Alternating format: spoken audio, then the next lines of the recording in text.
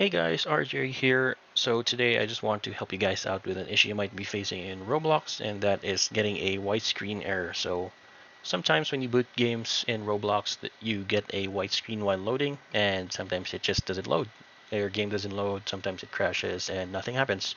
So I'm sure you guys have already tried searching for fixes on this, but nothing might be working, like updating your graphics drivers or restarting your computer.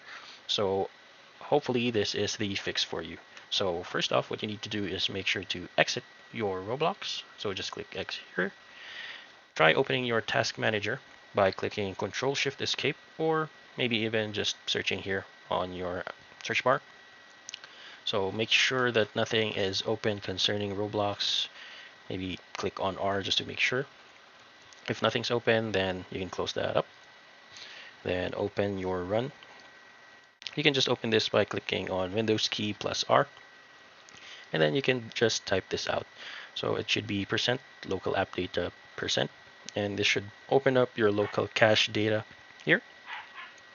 So as you can see here, we have many different applications, and we just need to look for Roblox by pressing R here, and then there you have it, Roblox. So what this means is this is just the folder where temporary files are stored. So you just need to click delete.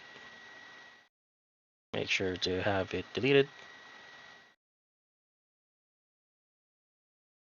All right, and once done, make sure that it's also permanently deleted on your recycle bin as well.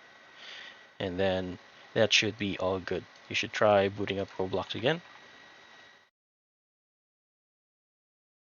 If there's nothing, you can try installing Roblox as well. And once it's installed, it should work out for you. I hope that helps out, guys, and may you have a nice day ahead.